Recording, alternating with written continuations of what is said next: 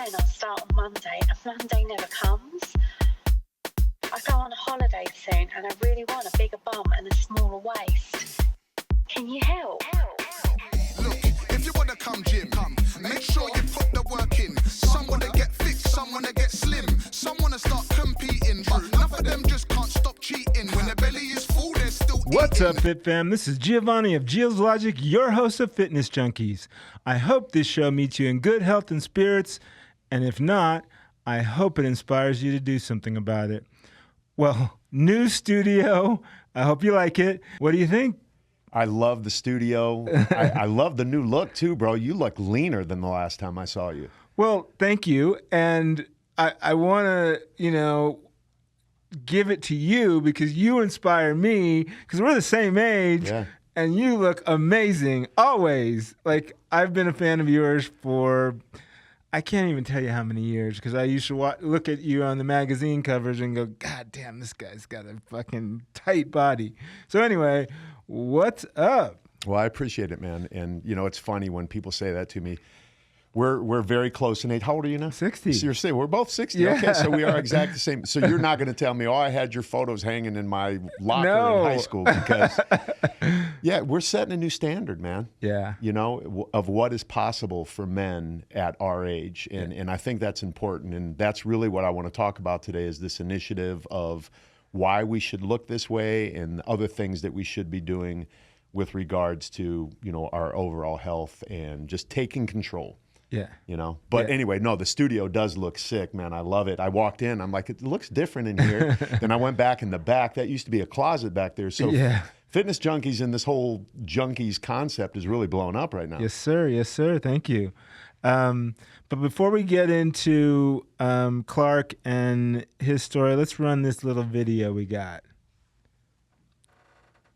I said it before, I think it's worth repeating. If you are interested in getting bigger, the last thing you want to do, in my opinion, is a bulk, right? Bulking, in my opinion, is absolutely a complete waste of time. Let me pose this question to you.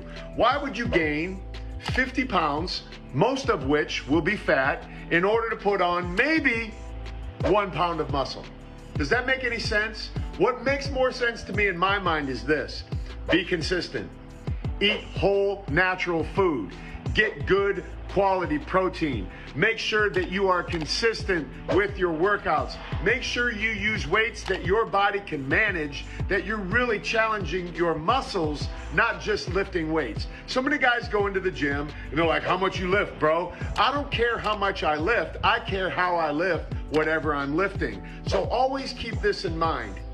Don't think about weight. Think about challenging your muscle. Don't think about how much you weigh. Think about how lean you are. Don't think about what your macros are. Just make sure you're eating consistently.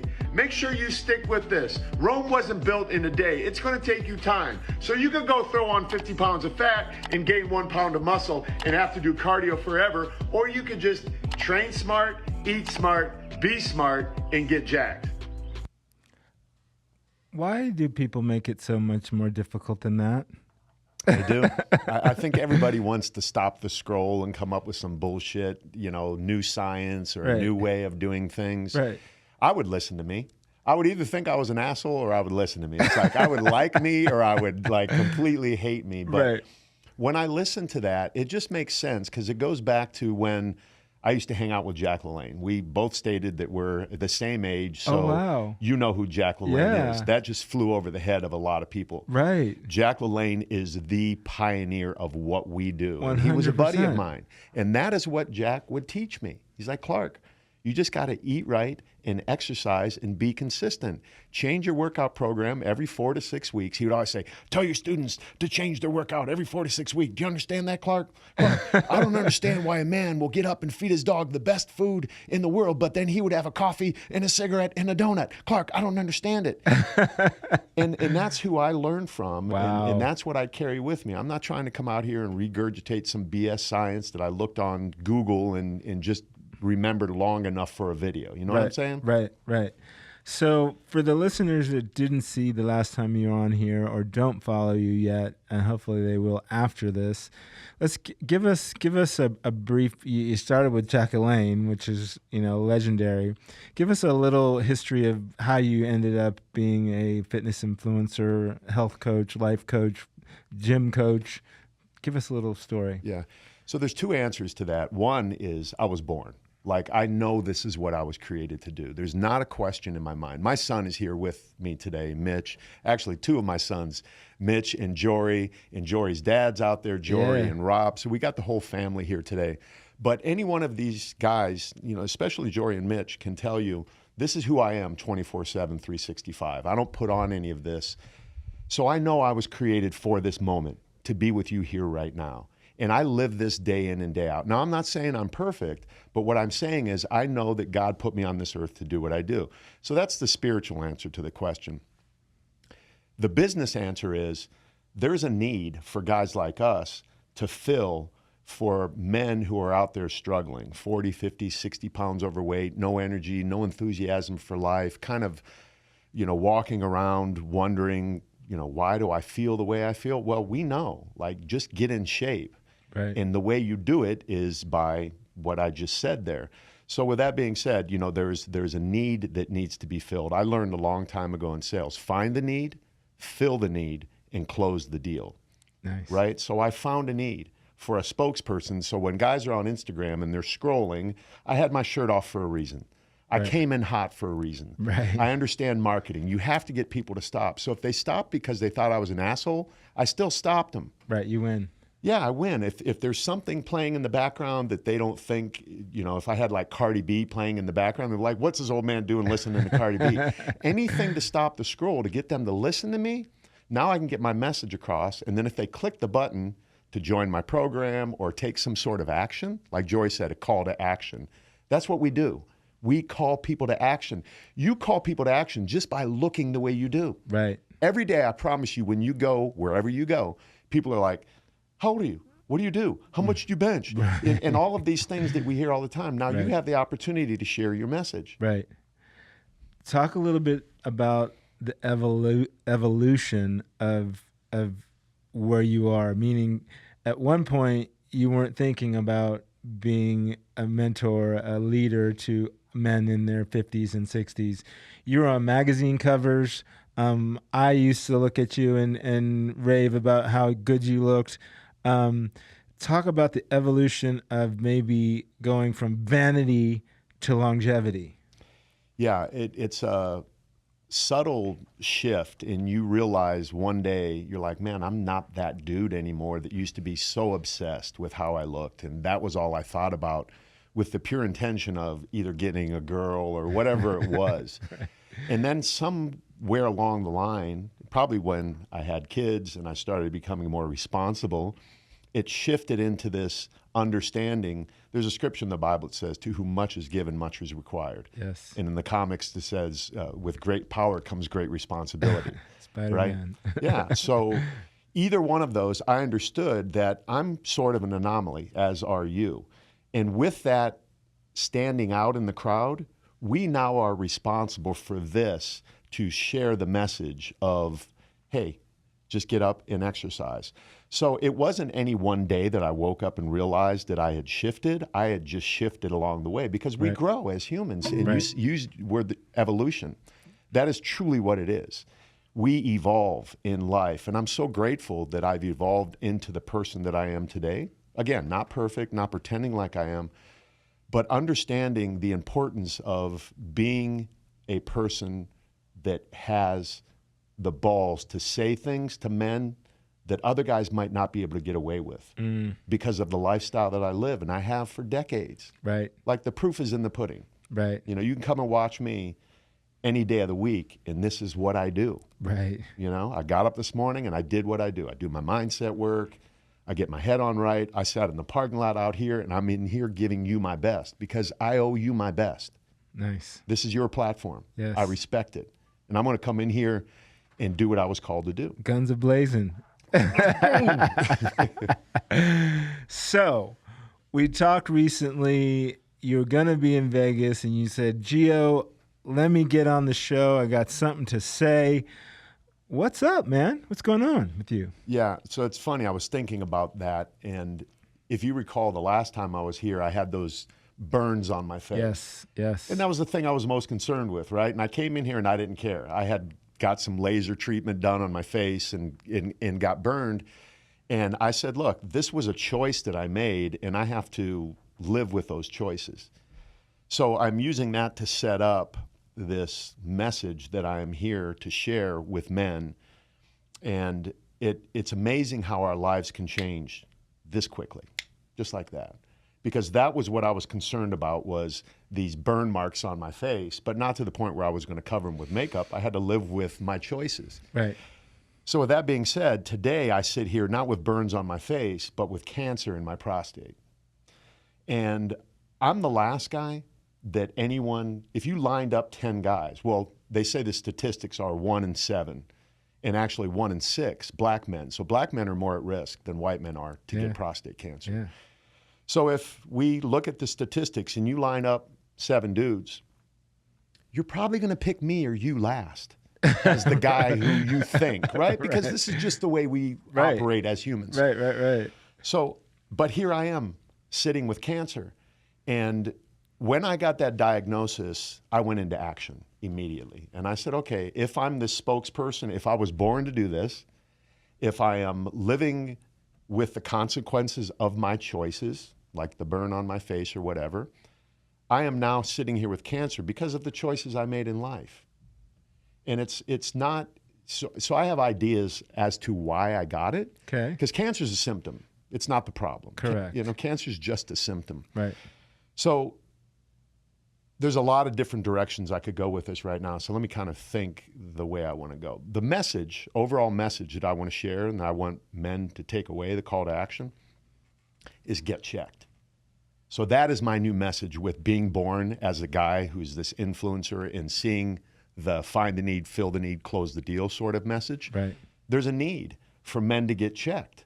And if men will listen to me, and I've learned marketing and I know how to stop the scroll, I am now on a mission to tell men, go get checked. Because you know as well as I do, you're a man, you've had people in your life that you talk to and you said, hey man, start an exercise program. Oh, I'll get around to it. I don't have the time. Have you been to the doctor? Right. I don't want to learn what he's going to tell me. Right. Men come up with this bullshit excuses all the time as to why we don't want to do things. I don't want to finger up my butt. That's gay. It's only gay if you make it gay, dude. You know what I mean? You got to do it. That's how they test. The digital rectal exam.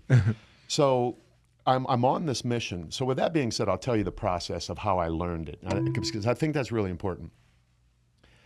As a man who coaches men over 50, I have this program. It's called Maximized Man Elite. And the first thing I do is have men get their blood checked. Because if I tell you get on the treadmill and eat whitefish and asparagus, any coach could do that, right? Right. But learning what our blood is telling us is important.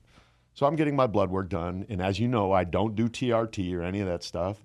And I'm always talking about how I can boost my testosterone naturally, and I believe men that can do that through lifestyle intervention. So I was getting my blood tested for the sole purpose of bragging about my testosterone being 757 or whatever it was at the time. Right. It's 602 today. So I'm looking at it in the gym parking lot, and I'm like, oh yeah, I'm 747 or whatever I was. And my doctor's like, yeah, that's cool. So I have a concierge doctor. I go through Merrick Health. Okay. And I was on the phone with Jariah, and Jariah's like, dude, that's great. But have you looked at your PSA? It's 9.8. You better go to your urologist. I'm like, nah, I'm Clark Bartram. Right. I got time. I'm the picture of health. I'm the picture of health. Nobody would pick me out of a lineup. Right. So anyway, I drag my feet a little bit. I get to my urologist, and he does the digital rectal exam. And me being the social media influencer and content creator that I am. It. I film it. Oh, shit. He had no idea. I put the phone on the stool. I'm bent over. Dude's got his finger up my ass. And you can hear him in the background saying, I feel something up there. It's not normal, but I'm not worried about it. So I thought to myself, if he's not worried about it, I'm not worried about it.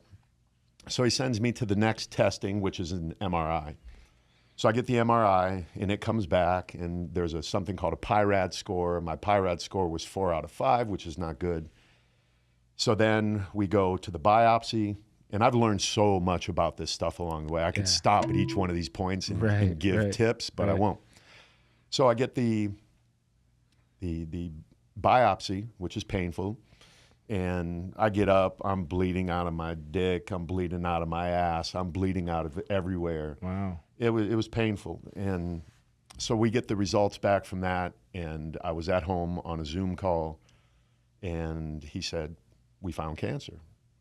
And it was in that moment, Gio, that I realized this is my new calling.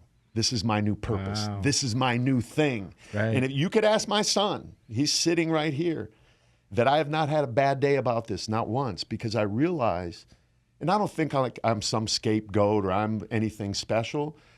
I'm not the kind of guy that's going to put my tail between my legs and, well, I'm going to die. I'm not dying. It's just a bump in the road. I have to navigate this. Why not me? You know what I mean? Right. Who am I to think that I couldn't get this? Why not me instead of why me? Yeah. Why not me? I'm the perfect guy for it. And that was my attitude. It's like, I'm the perfect guy to get this. Right. And when people hear me say that, they're like, Clark, that's totally on brand for you. That's totally on brand for you, man. Right. You know? Right. I think Jory even said that when he heard that. Everyone that says it, all of Mitch's friends. Right. You know, that's on brand. Max cried, right? Max was really affected by this. And these are all his buddies. And I look at how people are affected by it, but the minute they have this initial response, they go, dude, it's on brand for you to take this the way you've taken it. Right. So anyway, I went to the next level. I got the PSMA PET scan, which is pretty new technology, to see if it metastasized anywhere in my body, which it hasn't, thankfully. So then I went into action, and I created my own blood test kit. And Created your own blood test kit? I have my own blood test kit. This is the women's one. It's what I had in my car. But I have a PSA screening kit. I have a men's full screening kit. I have a women's screening kit, because I don't want men to use the same lame excuse. I don't have time. I don't have insurance. Right. I don't want to go get a needle or whatever. There's no needles. It's a little jab in your finger. You drop 6 drops of blood on a square and let it dry. Self-addressed stamp envelope. Ship it back in, and you get results within a week. It comes up on your phone. You've got a portal. Now you know. Because PSA is like a check engine light. It's not, it doesn't say you have cancer. Right. Some people will argue as to its efficacy, but it is definitely a great indicator as to whether or not you need to go to the next level of testing, which would be the DRE or some sort of liquid biopsy or something like that. And that's really what your blood work is for, because all of the markers on there are basically average ranges. There's reasons that some people are higher in certain areas and others not, and it's just when your check engine light is on, just go to the next couple steps and just make sure you're good, because it doesn't mean that you're dying with your PSA is high. No. So go ahead. Yeah, no, I mean, you're right on point. There are ranges, and there are things that could make your PSA elevate, like if you have sex or jerk off right before you go in there, and your PSA is going to be elevated because I didn't know that. Oh yeah, Okay. Your PSA. Well, you ride a bike. You know, a lot of guys who you have that bicycle seat pressing on their prostate. Your prostate's an excretory gland, right? When it excretes semen, it puts out the prostate-specific antigen into your blood. So if you just had ejaculated, that's going to happen naturally. So if you do get this test, go ahead and turn on my camera, Jory. I think we're over here. Over here. If you do get this test, make sure you don't beat off before you do it or have sex. That's a clip. That's a clip. Hey, I talked about stopping the scroll. You use that right there. That's going to get people to watch, fitness junkies. You get all these hot girls over here. That's how you do it normally. I love it. You know. I absolutely Yeah, love just it. keep it real. You know what I mean? You know what I'm saying? Yeah. I just keep it real. And that is what I think guys like about my content. And that's how I can talk to these high-level CEOs the way I do. Because they've achieved so much in life, and usually the people that are surrounding them are yes men. It's like, yes, yes, because they're so impressed by all of what they've accomplished. I am, but if they come to me and they're 50, 60 pounds overweight, I hit him with this concept of, it's really interesting to me that you could run a Fortune 500 company, but you can't be the CEO of your own body. Right. Boom, and it hits them. Yeah. It hits them. Yeah. And I can say that because they're looking at me like, dude, I have everything but my physique. I have everything but what you have. Right. It's like, okay, if that's the case, now I'm in control. Yeah. You know what I mean? I'm in charge here, regardless of what you do. So I have a lot of high-level guys that I work with, and they push back on this kind of stuff, right? Because they're busy, and Right. but it's important. We owe it to our families. We owe it to ourselves. And Don't you think it's interesting? You made that point about these CEOs that they're not the CEO of their body, but we humans, especially in the West, treat our bodies like, third or fourth or fifth down the line. Like, we feed it crap. We don't give it enough rest. We don't give it enough exercise. There's this mentality that it's just people don't realize that you've been given this gift, this miracle of life, and we treat it like shit. And like this, it's not just CEOs, it's most people. What is that? I was thinking about this morning, and I'm glad we're on the same page. There's a saying, familiarity breeds contempt. Okay. We're so familiar, and we're so blessed that our subconscious handles so much.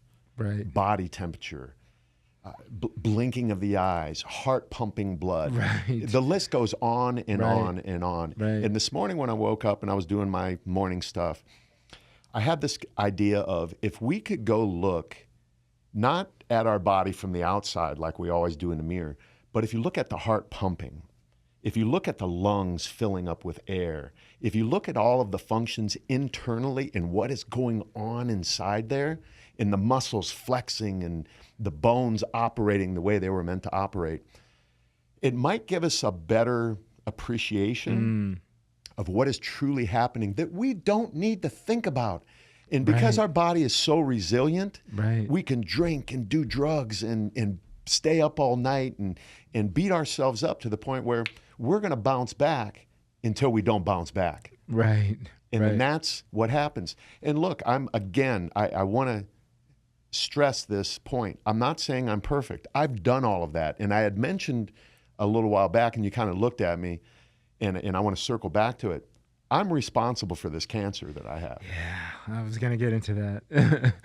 The last 10 years of my life are what make me who I am today. And this is what people really need to understand. We're not in our bodies today because of what we did this morning.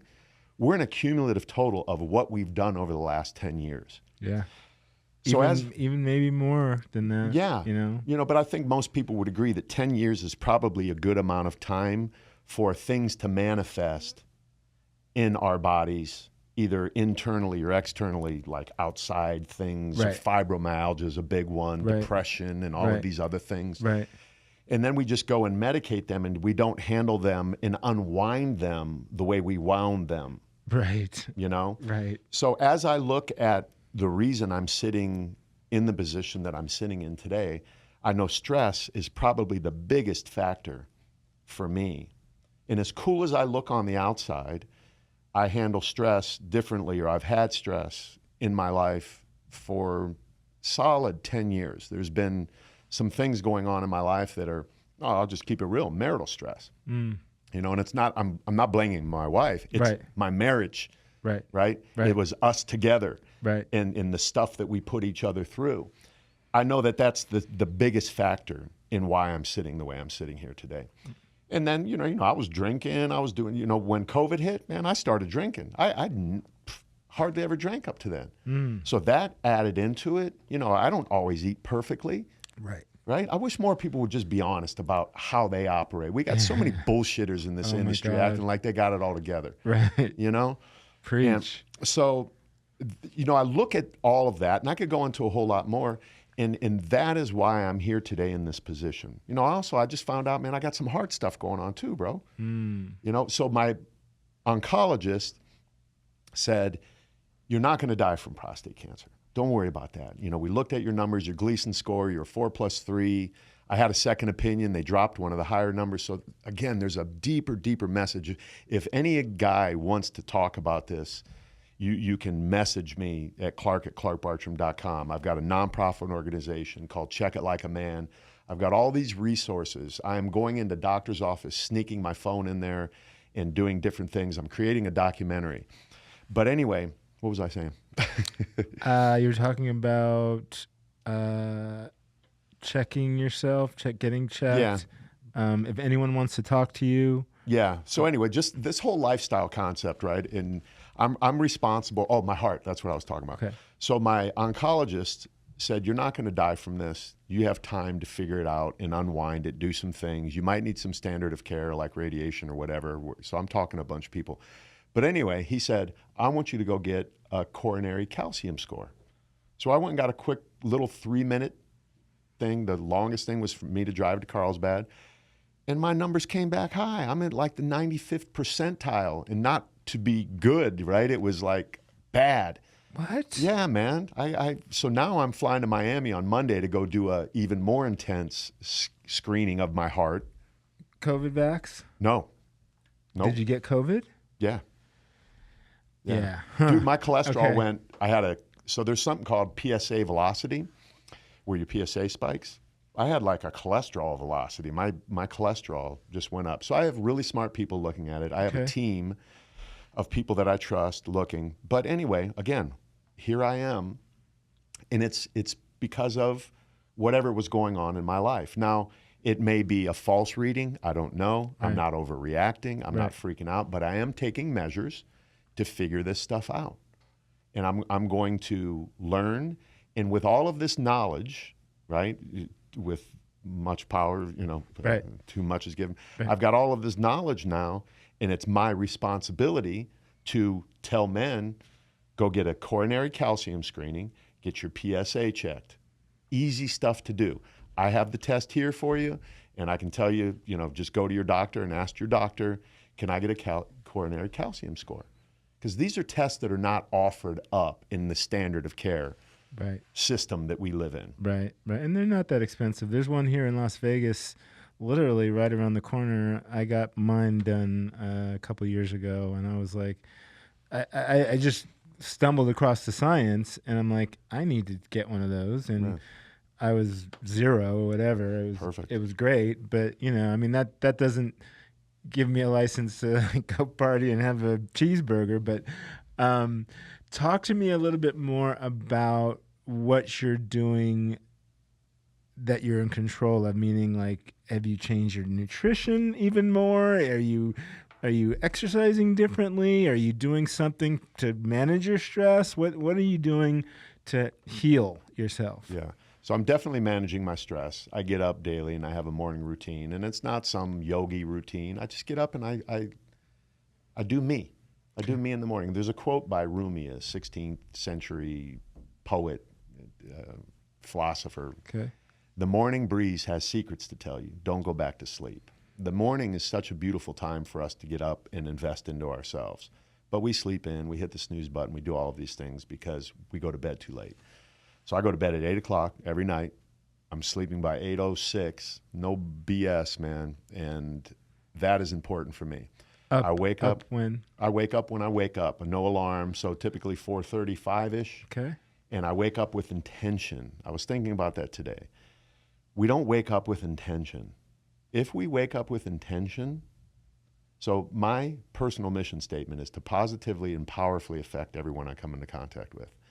That's my intention in the day when I wake up. I either use that, or I use, this is the day that the Lord has made and I will be glad and rejoice in it, or I listen to Lovely Day by Bill Withers. Those are my 3 go-tos, or sometimes I do them all. Right. I was listening to that out there in the parking lot. Right. And I look at my feet on the ground. Today I will positively and powerfully affect everyone I come into contact with. What does that look like? It depends. It depends on the situation. So that is something I'm doing to manage the stress, and realizing that I can only control what I can control. I can't control what the doctor tells me or any of that, but I can now take control of my life to a higher degree than I may have in the past. So one thing I was doing that I realized was with my nutrition. Everyone assumes that I ate perfectly all the time. I eat clean, but when I was doing these reels, I was trying to appeal to people who maybe didn't have the financial means to go off and get organic and all of these things that people on a soapbox will talk about. So I was getting $5 meat at the end of the aisle that, you know, they were getting rid of at Vons. And people were trolling me for that, and for good reason, right? So that might be part of the things that we're adding to my diagnosis now. The compound effect. The compound effect. Yeah. So I'm cleaning a lot of these things up. I have a girl at the Harvest Honey. I want to shout out to Hannah right now at the Harvest Honey. She's making me organic meal prep, local, fresh, not frozen. So I'm eating different. My doctor has me on a Mediterranean diet. I've always kind of been that way. Mm-hmm. So I'm controlling the stress, or I'm managing it. I have a different relationship with it, right? Yes. So many people think you need to get rid of stress, but I just have a different relationship with it. I understand that it's there for a reason. I understand that I can learn from it. I'm not going to fight it. Right. And eating cleaner, getting off of supplements that might not be conducive to being healthier, you know, energy drinks and things like You that. that I talked was about doing before. creatine. Yeah. Is there anything specific? Well, no, it's just that my doctor said, I asked him, because I work with a company, Gains in Bulk, and they have a great creatine. And you had asked I'm me. gonna try it, yeah. You had asked me before we went live, are you on it? And I just said, no, my doctor asked me to get off of everything. And you're kind of like, why? He just wants me to clean out. Right. Right. We want, because glutamine, there's some science that shows that glutamine does have some sort of adverse effect to cancer. So I just asked him, I always put creatine and glutamine together. Right. Because that was always my go-to combo back in the day. Right. It really worked well for me. Yeah. So I just texted my guy. I said, hey, should I, you know, is it okay if I take creatine? He's like, not right now. That was it. He didn't say, you need to get off of it. Like, there is no reason other than my doctor saying, not right now. Right. Just don't do it. Right. You know? Well, there's a lot of things that we fitness Junkies. people do, junkies do. Sometimes we put too many variables in the mix to get this optimal physical specimen health, and we don't know which one's working. And then on the other side of that, we don't know which one's hurting us. So we've got to, like you said, clean it up, level the playing field, and then maybe you can start, you know, moving the levers different places. So that's really a smart idea. Yeah, I even did that with all of the anecdotal things that I was getting from people when they heard my diagnosis. Oh, you should do this. Oh, you should. My brother's cousin got rid of stage 4 pancreatic cancer by, you know, doing coffee enemas. Maybe that works for some people, but now you start adding all, you know, black pepper oil and this and that and apricot kernels. And while there is probably good research and data behind these things, it's anecdotal until you find out what is going on in your body. Right. So what the standard of care practice doesn't do is a data deep dive. So I hired a guy in Scottsdale, Arizona by the name of Tom Incledon. He is an exercise phys guy from Penn State by education, but he went into the cancer space 25, 30 years ago. And when you go to his facility in Scottsdale, it's a gym, bro. It's a gym. There's not people walking around with IVs and dark under their eyes and no hair. Right, I love He's it. got old ladies dumbbell rowing in there, and he's got all of this alternative treatment. But what he did was, I shit, pissed, bled, and spit into more containers and more times than I can tell you. But we looked at the bacteria in my gut, the bacteria in my mouth. There's some research that links bacteria in your mouth to prostate cancer. Oh, wow. There's, we looked at parasite possibilities, heavy metal exposure. We talked about stress and all of these different things. And we found the most nefarious thing, and we started to attack that first. It was the gut and mouth bacteria. So he had me rotating different mouthwashes to, you know, not just get on one that might have some negative effect. Right. Did he talk about fluoride? Are you on a fluoride-free toothpaste? Yeah, I've never really. So I have a toothpaste brand called Legendary Men's Care. So we've taken all the endocrine disruptors out of your shampoo, deodorant, toothpaste, I didn't know that. shave cream. Yeah. Yeah, look up Legendary Men's Care. Okay. And we have a tooth whitening kit coming out. So all of it, we've removed all of the endocrine disruptors because we live our life affecting our endocrine system by all of the stuff that we use. And some of the things we use, it's because, oh, that's what my mom gave me. You know, I use Crest toothpaste because that's what I used as a kid. Well, you swallow 7% of your toothpaste every time you brush. And by the time you die, you swallow like 25 to 28 pounds of these chemicals. So the compound effect, again, will that kill you? Probably not. Will that add to what might end up being cancer? Yeah, for sure. Right? Then you got Roundup, you got, you know, how many times have I told my wife when she said, put on some gloves, do this, that, and I'm just doing it once, right? And the wind's blowing back at me and it's getting on my skin. Well, I'm only doing it once, but you only do it once like 100 times throughout your life. Compound effect. We don't think this way. We think of immediate exposure and immediate symptom. And the bad side of that, or the dark side of that, is our government agencies that should protect us don't think about that. They don't add those into whether something's healthy. If the dose in the product is low enough to not cause an effect immediately, they pass it through. But over time, that could be the compound effect that pushes us into that chronic zone. Now we're sick. There's always a straw that breaks the camel's back. And it's just a matter of when. You know, they say, and I'm trying to change the vernacular around cancer, but they say that every man will end up getting prostate cancer. Whether or not he'll die from it is a different story. But I don't even like to say that. Like, I don't want to put that on someone. I don't want to say a black man has more of a risk at it. No, I don't even want to put that on the street. It's like, no, you live a healthy life. You make good, wise choices. So you're not going to be a victim of that. And if you are, you're going to deal with it the way you're going to deal with it. But don't put that into your future by, well, I'm a black man, it's going to happen to me. No. I'm not going to wear it. So talk to me about other things that you're either doing or deciding on. Chemotherapy, radiation, are you doing any of that? So, because those would be big decisions for me. Yeah, they are big decisions. And here's one thing. The people that love you are going to push you to do standard of care treatment, which is not treating the actual disease. It's treating the symptom, okay?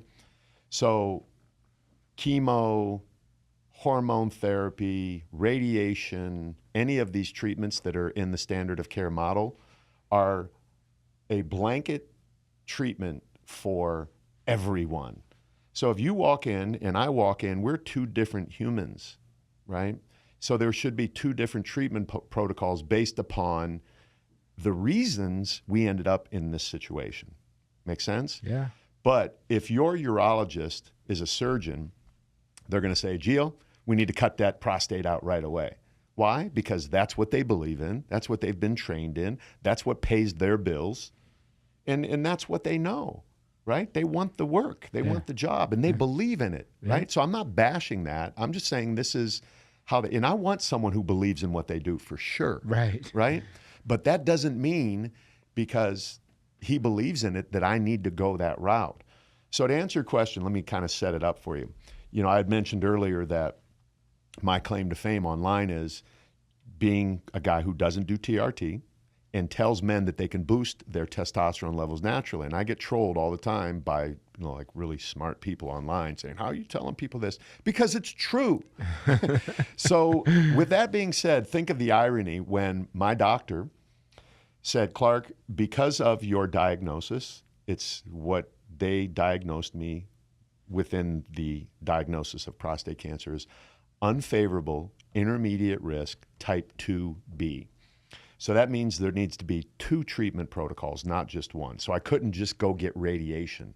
I would need radiation and hormone deprivation therapy, meaning they want to strip me of my testosterone with Lupron, take me from 600 to 0, put me in menopause, and turn me into a woman.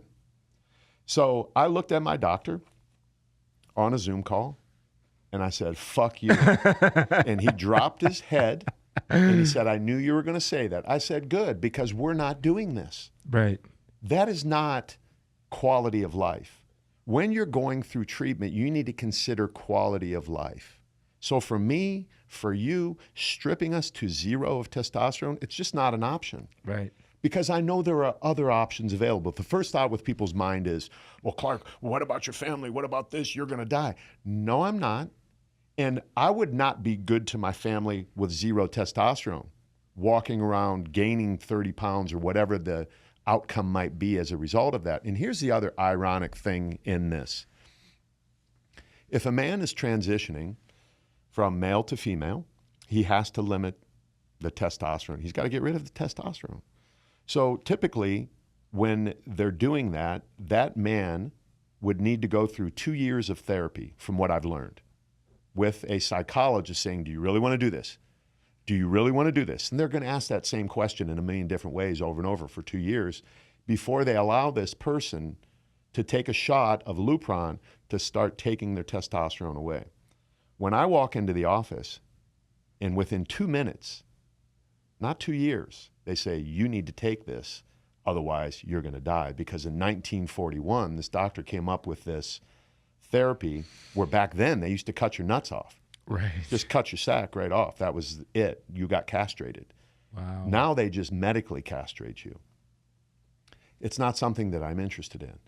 So the next doctor I went to said, oh, I heard about you, and it's a small world, right? And then the next guy. So I've talked to all of the standard of care providers from brachytherapy to external beam radiation, proton or photon. I've talked to the guy about hormone therapy. I've talked to the surgeon, whether it's robotic or an actual person doing it. And what I realized, we got to run now? No, We're no, done? Okay. no. I just want to make sure I'm not going overboard. What I realized is every time you go to one of those doctors, you're in a sales pitch. You're just in a sales pitch. I had one guy holding up a whiteboard. Cool guy, loved what he was doing, but he's just writing on the board. And at the end, they close you. It's Right. like, so you ready to get this radiation? No. I have one of these therapies, they call me every 2 weeks, like they're a used car lot that I just went and looked at an old Toyota and drove around the block and said, oh, I'll think about it. Right.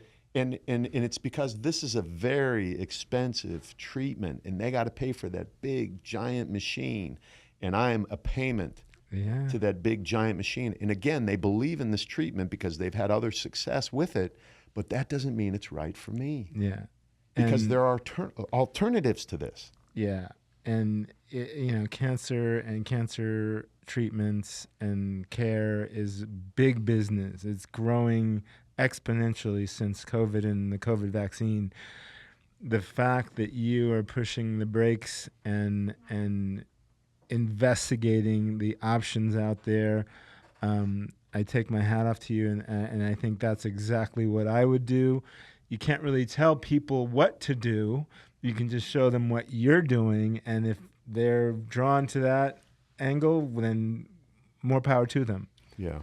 So I'm creating a documentary about this whole process. I am video recording every meeting that I go to, and I'm getting insight. So men who don't have the time or the resources available to them like I do, I can now expose them to a world that they might not have been exposed to prior to this. Right. So again, I saw the need.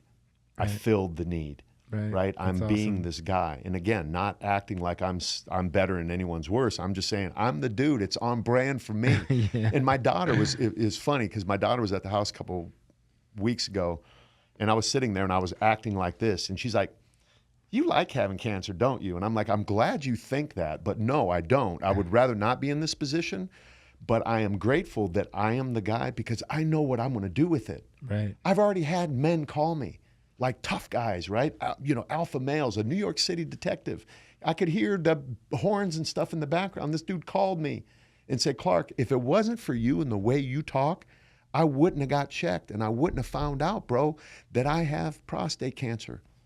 I'm on active surveillance. I'm not having to do anything, but at least now I know that I need to change a few things so this doesn't get worse. Right. Right. So if that is the outcome, I'm grateful for that. And I have dudes calling me all the time now, and it so blows me away, Gio, that I'm on these calls saying the stuff I'm saying, and I thought I didn't know this 8-9 months ago. I didn't have this knowledge. Right. I didn't have this new zeal and this new platform that's been elevated and broadened now. Because you know marketing, right? The problem with me and you is we're so far away from our target demographic that they're like, bro, I can never look like you. Right. I'm going to go join somebody else's program because they're a little bit closer to me and it's more believable. Right. Well, now I've leveled the playing field. Nice. Well, I haven't. My situation has. Right. So guys can now go, oh, shoot, this guy got it? Right. So if there's a husband and wife talking and the wife's been, you know, we'll say nagging her husband to get checked for years, and he said, no, I don't have the time, it ain't gonna happen to me, and he's doing what men do, right? Blow off someone who loves them and cares. Right. And then he sees me, and he's like, oh, shit, honey, this guy got it. I better go get checked. And he's like, bitch, I've been telling you this for, you know. So if I can be that person to help that move along, Right. so be it. I had a guy call me the other day. I could hear his wife in the background whispering, ask him this, ask him that. Right. I said, I can hear you. Go ahead and ask me. She's like, oh, okay. So it's kind of cool. It really is kind of cool that I am now in this situation where the message has gotten me even more fired up than I normally am. And that's saying something. Your mindset is incredible, and your positive outlook is also incredible. I want to show this other video, and this is one of the things that I appreciate about this man here, and how strong his mindset is.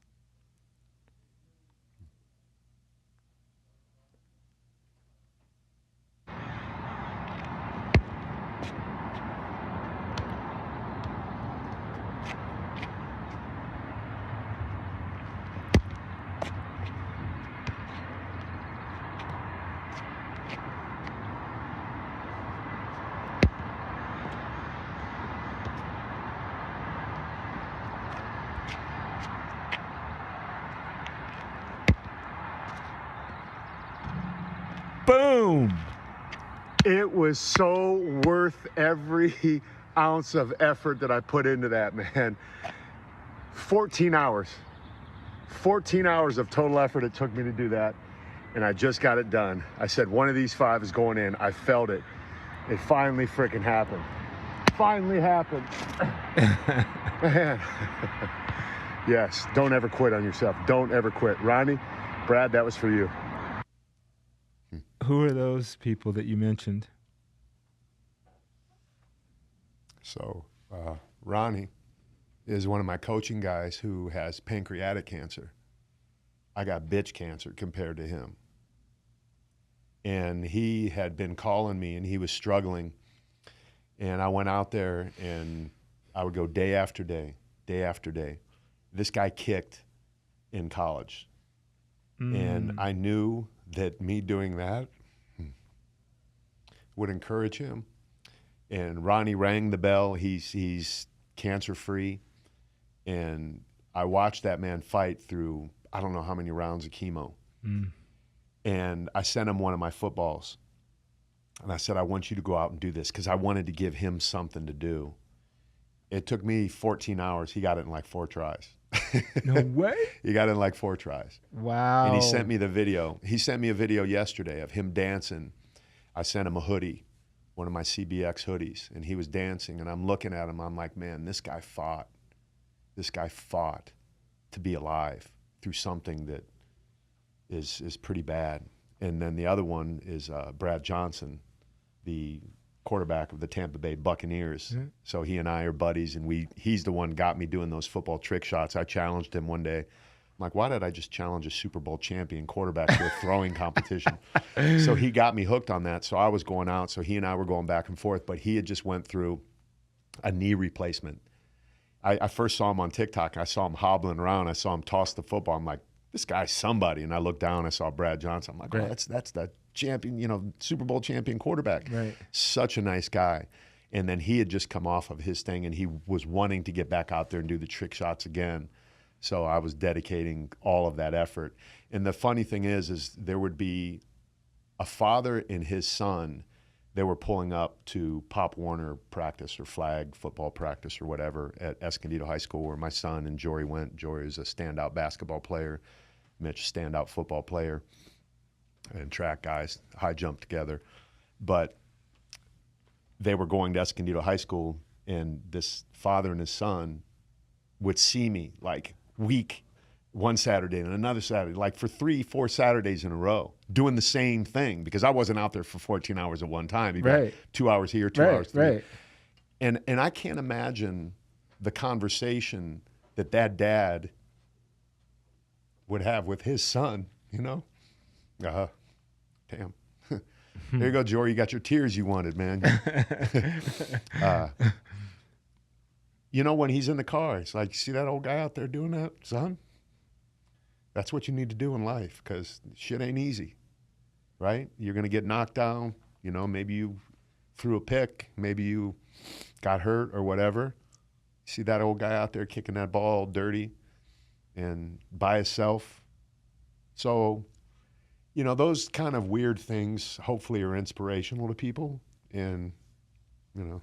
Well, it's so much more than a guy kicking a ball. And that's kind of what my take of it is. And if people look a little bit closer, not only did you have fun in that moment, you could feel that feeling of accomplishment, fulfillment, and then finding out the reasons why you were doing that, how much depth and emotion that must have been just doing that, which probably 9 out of 10 people, oh, this guy's, oh yeah, he probably did a edit on that or something. Like, but the meaning is so deeper, and that's what I just love about you and love about how you use things like that to kind of build another layer of belief in all the things that you believe in. Yeah. So like Moses in the Bible, you know, God looked at him, he said, use what's in your hand. You know, he had a staff, right? And I use what's available to me. It's my ability to communicate. It's the way I look. It's my attitude, my energy, and my willingness to get out there and just go and go and go. Right. I mean, Mitch will tell you, I'll be out there for literally hours in the rain, in the dark, and I'll just do crazy stuff. And I have these conversations in my head the whole time I'm doing it. So while I might be dedicating it or trying to inspire, the whole time I'm just building myself up, because I'm like, man, eventually this is going to happen. And I always say it's not a matter of if, it's a matter of when. Right. And you know, people are struggling in life. And like this morning, I'm watching my son Mitch struggle learning trading online, day trading and stuff like that. And I see the frustration, and I try and share this message of, look, you're learning, you're going to get there eventually. Is it painful along the way? Absolutely. You know, but are you the only one experiencing that pain? No. We all go through it. It's just a matter of, back to what we had mentioned earlier, our relationship with the stress that it creates. We can either look at it like, oh, my life sucks, I hate it, I want to jump out the window and all that sort of stuff. Or, okay, I'm learning, I'm growing, lost some money, it's part of the deal. I knew that coming in. I'm going to manage this, and I'm going to still own my day. Right. Because if you ever read The Power of Now, Eckhart Tolle, us in this room, and Rob and Jory in the green room, and everyone watching this is all we have. Yeah. Right now. This moment. Yep. Nothing else exists outside of this moment. The thought of it does, but the reality of it, this is it, bro. And that's why I owe you my best. Because this is your platform. You worked hard to create it, and I respect the hell out of that. And I thank you, bro, for bringing me in here, because I'm on a mission. Like, and if anyone else has a podcast that you know, if anyone else has a podcast, bring me on. I'm good. You know, I say shit like, yeah, if you're going to beat off, don't you do this. And get, you got tears and everything. Yeah, get it all. So, man, and, you know, selfishly, I knew bringing you on would inspire me. It's like, I every time you come in, I'm like, you inspire me because we're the same age. You know, I look up to you, what you're doing. You're doing public speaking now. That's things I've done in the past, and I want to put more energy into that. Talk a little bit about the other things that you're doing that might be not necessarily on the get checked highway. Anything going on that you want to talk about? I don't have any big agenda necessarily. I'm always doing brand deals with different companies and trying to use my assets, whether they're the physical assets or the emotional or spiritual or whatever they are, to kind of move things along in life, right? So whatever that looks like on any given Sunday, it could change on a day-to-day basis. But my main focus right now is really having men check it like a man and creating this documentary and going on this tour, if you will. Like I am confessing and putting it out there in the universe today that I'm on a tour, I'm on a mission, and I will be everywhere. I'll fly anywhere to be on anyone's podcast, because being in studio is different than being in a Zoom, right? Right. It's so much better in the energy that you get. 100%. Yeah, so I'm open to any and everything. I'm going to Brad Lee after this for the Dropping Bombs podcast. So nice. Yeah, I'm out here. And ultimately, to answer that question, is I'm just trying to be a better person, man. I'm just trying to be a better person. Yeah. That's all. I look at my life and I'm like, man, I could improve here, I could improve there, and I'm very content with who I am, but I'm not satisfied. I'm not satisfied. I look in the mirror and I'm like, I'm not satisfied with how I look. Right. And shit, even if I wanted to get on TRT now, I couldn't. Right. I'm not, you know what I mean? Right. I couldn't. So I am doing this just like a la carte. It's just me. Right. Like me in the gym, maybe some coffee. Right. But that's it, man. I love it. Yeah. I love it. Well, man, thank you so much for making time for this show and this platform. Like I said, selfishly, I benefit. I'm motivated. I'm going to go set up my next doctor's appointment and have a person stick their finger up my butt. I can do it right now if you want. No, I'm good. That would be great content. Great content. But I want a plug real quick, if I could. Yes. I want to go to checkititlikeaman.org, and I have a nonprofit organization. I am raising money so I can travel and document this entire process. So it's checkititlikeaman.org. It's a 501c3, completely tax deductible, any money. And I want to shout out to the people who have donated so far. We've collected probably $60,000. My goal is $500,000. And you can go to Clark Bartram Systems to get your blood test kit. There's all sorts of other resources available. And then checkititlikeaman.org is the website where I'm curating all of these different videos. It will be the repository for all of these different things, which I'm putting up there right now. So it's this process. I'm not a one-man show. I have a small team. I want to shout out my team, Kathy, Danny, my coaches, Rob, Perry, Chip. You guys are freaking amazing, man. I've got such an amazing team. Shout out to my wife, my son, my daughter, everyone here at the studios, man. I'm so appreciative, man. Awesome. We are all blessed to be part of your journey, man. I'm very fortunate to have met you, and I hope we continue to be friends. Wow. Thank you again. Love you, my brother. I appreciate you, man. Fit Fam, you've got to like, share, write a review. Please share this with the people in your life. There's so many people that have cancer, or you might think they need to check under the hood. This man can help. And until next time, Fit Fam, I'm out.